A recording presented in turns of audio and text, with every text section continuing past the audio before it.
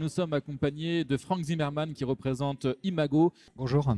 Alors, est-ce que tu peux nous expliquer un peu ce qu'est Imago? Alors, Imago, c'est un pôle de création musique-image qui a ouvert ses portes en octobre 2016, donc ça fait 2 ans à peu près.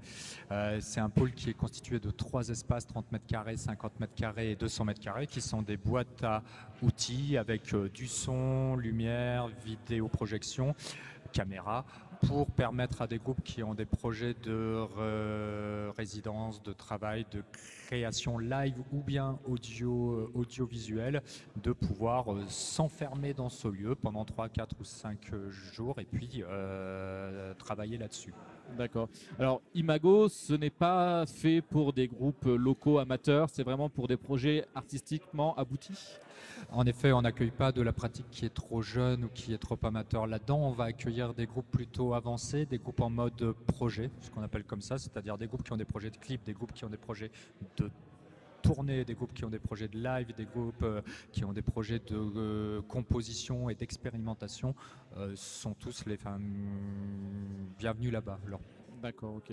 Quel type de musique vous pouvez accueillir? Est-ce qu'on est réservé sur une couleur musicale ou c'est vraiment tous les projets qui peuvent Non, venir? c'est absolument tous les projets.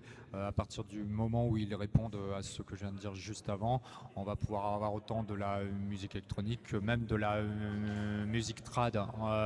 Après, on porte une attention particulière à tous les projets qui vont hybrider les D'accord. choses.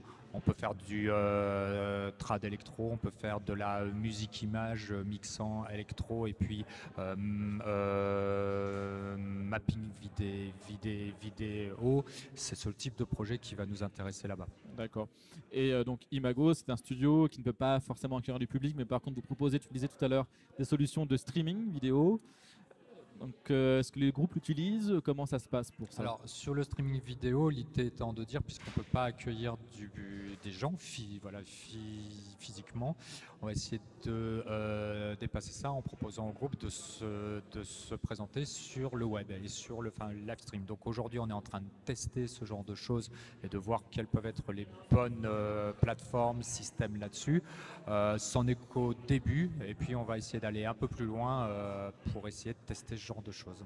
Vous recevez plusieurs artistes en résidence avec Clermont-Auvergne Métropole. Comment se passe cet accompagnement? Alors, on accueille à peu près, alors, depuis 2 ans, on accueille par an à peu près 80-90 projets. On va avoir beaucoup de projets qui fonctionnent en autonomie et qui vont vraiment venir travailler avec leurs propres techniciens, avec leur propre équipe, avec Oui. leur propre éthique technique. Là-bas, on a par contre des compétences d'accompagnement technique au niveau du son, lumière, vidéo, projection. Et on arrive à aller beaucoup plus loin quand on est en partenariat avec avec nos grands partenaires. Par exemple avec le court-métrage, où on va pouvoir accueillir des groupes de stature internationale, nationale, cascadeurs, Tindersticks, pour aller sur des vraies expérimentations techniques, ou bien avec le cluster Damier lorsqu'on va aller sur des week-ends de type hackathon, culture experience day, etc. D'accord. Oui, on en parlera tout à l'heure du Culture Experience Day. Pour pouvoir répondre à un appel à projet, où est-ce qu'on doit se documenter? Où est-ce qu'il est diffusé cet appel à projet? Alors, chaque année, effectivement, en plus du pôle, on a un appel à projet qui permet d'aider 7 groupes et 7 projets à avoir une bourse pour les aider dans leurs projets de disques, de live. C'est un appel à projet qui sort généralement au printemps. Donc là, de 2019, printemps 2019. Ouais. Et c'est un jury professionnel ensuite qui va distribuer les aides. Avec un panel vraiment de tous les métiers dans le jury? Un panel en tout cas de toutes les structures impliquées et surtout de toutes les esthétiques impliquées, parce que c'est un appel à projet musique actuelle, mais aussi musique contemporaine et musique expérimentale. Et sur la musique expérimentale, on entend aussi toutes les expérimentations musique-image. D'accord.